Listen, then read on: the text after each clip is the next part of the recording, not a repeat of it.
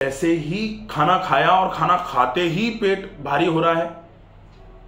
हाँ, एक तो होता है कि खाना खाया और खाना खाने के 2 घंटे बाद तक पेट भारी नहीं हुआ। हाँ, 2 घंटे बाद भारी हुआ। होता है। ठीक है, तो 2 घंटे बाद अगर पेट भारी हो रहा है, इसका मतलब क्या है? खाना आमाशय में पहुंचा, आमाशय में पहुंचने के बाद पाचक रसों के साथ मिलने की उसने कोशिश करी, लेकिन वो मिल नहीं पाया अच्छे तरीके से, क्योंकि आमाशय की दीवारों में कोई गड़बड़ी है, जिसको गैस्ट्राइटिस बोला जाएगा। और गैस्ट्राइटिस का मतलब होता है गैस्टर प्लस आइटिस। तो गैस्टर का मतलब आमाशय, भाई ये पूरी की पूरी आहार नाल इस तरीके से है, ये आमाशय हो गया, ये आंतें हो गई। अब आमाशय को लैटिन में गैस्टर बोलते हैं, तो गैस्टर पर जब आइटिस होती है तब फिर इसको बोला जाता है गैस्टर आइटिस। ये आमाशय है। हाँ, अब इस आमाशय की अंदर की दीवारें जो हैं, इनमें गैस्ट्राइटिस, इन्फ्लेमेशन का मतलब सूजन, तो आमाशय की अंदर की दीवारों में सूजन आ जाएगी। जैसे मान लेते हैं ये आमाशय है, ये आमाशय है, मान लिया ये आमाशय है और इसकी ये अंदर की दीवारें हैं, तो इसकी अंदर की दीवारों में सूजन आ जाएगी। अब आमाशय में खाना अंदर ही तो जा रहा है, इसमें जब भी कुछ डालोगे तो इसमें मान लो हमने दाल और चावल डाल दिए, तो दाल और चावल जब डाले तो आमाशय की अंदर की दीवारों के कांटेक्ट में ही तो आए वो, और आमाशय की अंदर की दीवारों के कांटेक्ट में जैसे ही आएंगे, दीवारों पे सूजन है, तो फिर वो सूजन की वजह से आमाशय उनको पचाने के लिए जो रस निकालता है, जिसको स्टमक एसिड्स बोला जाता है, गैस्ट्रिक जूसेस बोला जाता है, वो नहीं निकालेगा। और अगर वो नहीं निकालेगा तो उसकी कमी की वजह से खाने का पाचक रसों के साथ मिलना जो है वो पूरे तरीके से नहीं हो पाएगा। उसी को तो इंडाइजेशन बोला जाएगा ना। और जैसे ही खाना पाचक रसों के साथ नहीं मिलेगा, ये कंफर्म हो जाता है, तो फिर खाना सड़ना चालू हो जाता है, क्योंकि पता है, अब तो खाने को भी पता लग गया, अब हमको पचना तो है नहीं। अब पचना नहीं है तो फिर फर्मेंटेशन चालू हो गया, और जैसे ही फर्मेंटेशन चालू होगा फिर पेट में गैस बनना चालू हो जाएगी, और जैसे ही पेट में गैस बनेगी पेट फूलना चालू हो जाएगा। तो ये तो हो जाता है कि खाने के लगभग थोड़ी देर के बाद गैस बनना। अब ये डिपेंड करता है कि आंतों में कितनी सूजन है, उसके हिसाब से टाइम लगेगा कि खाना खाया और खाना खाते ही पेट फूल गया। कई लोग कहते हैं ना कि खाना खाया और खाना खाते ही पेट फूल गया, इसका मतलब है स्टमक में इरोजन्स भी हैं, सूजन के साथ साथ कहीं कहीं कट लगे हुए हैं, अल्सरेशन जैसे हो गए हैं। तो जैसे ही खाना खाते हैं, वो खाना जैसे ही दीवारों पर लगता है, दीवारों पर लगते ही इरिटेशन होता है, और इरिटेशन होते ही खाना, एक तो पेट में दर्द होगा खाते ही, और दूसरा पेट खाते ही फूल जाएगा। ठीक है, तो इनको भी ठीक करने के लिए बहुत आवश्यक ये है कि आप पेट को एक तो लंबे समय तक खाली मत रखो, क्योंकि अगर पेट को लंबे समय तक कुछ नहीं दिया, जैसे आजकल जो उपवास, अपन यहाँ उपवास कराते हैं, तो उपवास जो है उसमें क्या होता है कि इस केस में अगर लंबे समय तक उपवास कराया गया तो जो स्टमक से एसिड निकल के आता है, वो एसिड स्टमक की दीवारों को ही इरोजन और उनका बढ़ाना चालू कर देगा, तो वो अल्सर और बढ़ना चालू हो सकता है। इसलिए पेट खाली ज्यादा लंबे समय तक नहीं रखना चाहिए। बेशक आप सौंफ पानी ही ले लो, लेकिन कुछ लेते रहो। अगर आप कुछ नहीं लेंगे ना तो फिर पेट और ज्यादा फूलेगा और ज्यादा गड़बड़ रहेगी।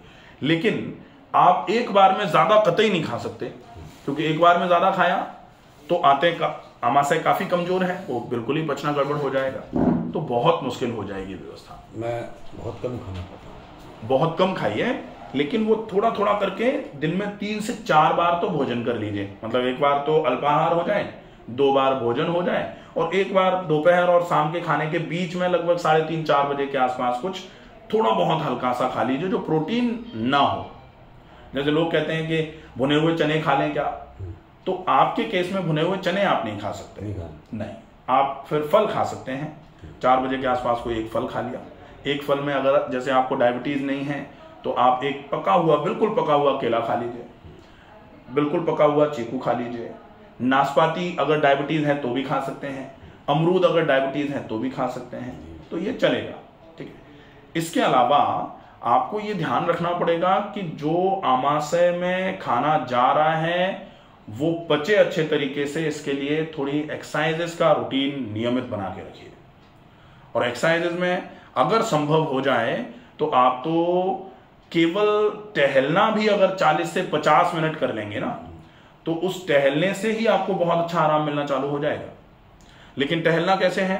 सामान्य तौर पर 4 लोग मिलकर के टहलते हैं और पूरी बातें, पॉलिटिक्स की बातें, घर की बातें, बिजनेस की बातें सब करते हुए टहलते हैं। वैसे टहलना बेकार है, टाइम वेस्टेज है। आपको टहलना है अकेले टहलिए या 4 लोगों के साथ, लेकिन मुंह बंद करके। मुंह बंद करके मतलब बोलने के लिए भी नहीं मुंह खुलेगा, तो सांस भरने के लिए भी मुंह नहीं खुलना चाहिए। या फिर सबसे अच्छा तरीका है आप मुंह में पानी भर के टहल लो, तो मुंह में पानी रहेगा ना, तो ना आप बोल सकते और ना आप मुंह से सांस भर सकते। तो मुंह में पानी भरा, टहलने निकले, टहलते टहलते आपके जब 40 मिनट पूरे हों तब या तो पानी थूक दीजिए, या फिर अगर आपको ऐसा लग रहा है कि हर 10 मिनट में पानी आपको निगलना है या थूकना है, तो हर 10 मिनट में निगल लीजिए, ऊपर से पानी भर लीजिए, या फिर थूक के ऊपर से पानी भर लीजिए दोबारा से। तो वो कोशिश करिए निगल लीजिए, क्योंकि 10 मिनट में जो लार निकलेगी गाढ़ी, वो उस पानी के साथ मिलेगी, तो वो अगर अंदर जाएगी तो वो पाचन की व्यवस्था को सुधारने का काम करेगी। तो आप तो निगलने का काम करो, ये बहुत अच्छा रहेगा। एक तो ये हो गया टहलना। पेट की समस्याएं जितनी भी होती हैं, चाहे वो पेट के भारीपन की हो, चाहे वो खाने के नहीं पचने की हो, चाहे वो वजन कम होने की हो खाना नहीं लगने की वजह से, चाहे वो आंतों की कमजोरी की वजह से आंतें मल को बाहर नहीं निकाल पा रही हों, ये टहलना और टहलने के साथ में खून की चाल को बढ़ाने के लिए व्यायाम, जिसको प्राणायाम कहा जाता है। प्राणायाम में अनुलोम विलोम प्राणायाम कम से कम 10 मिनट के लिए, हाँ, और कोशिश करिए कि अनुलोम विलोम जब 10 मिनट हो जाए तो डीप ब्रीदिंग करिए। डीप ब्रीदिंग मतलब लंबी गहरी श्वास को भरना और भरी गई श्वास को इतनी धीमी गति से छोड़ना, क्योंकि सिर में भारीपन रहता है। तो अगर हमने जैसे सांस को भरा, अब हमने जल्दी से छोड़ा, जोर यहां तक आएगा, हाँ, 5, 7, 10 बार करेंगे, आंखें भारी, सिर भारी हो जाएगा। लेकिन आप सांस को कितनी भी तेज गति से भर लो और छोड़ो धीरे धीरे, तो छोड़ने में ऊपर की तरफ जोर नहीं पड़ रहा है, तो ऊपर की तरफ कंजेशन नहीं आएगा, और ऊपर की तरफ कंजेशन नहीं आएगा। सामान्य तौर पर जिनको बीपी होता है उनको तो तेज सांस छोड़नी ही नहीं चाहिए, इसीलिए जिनको बीपी होता है उनको कपालभाति बहुत तेज गति से नहीं करना चाहिए।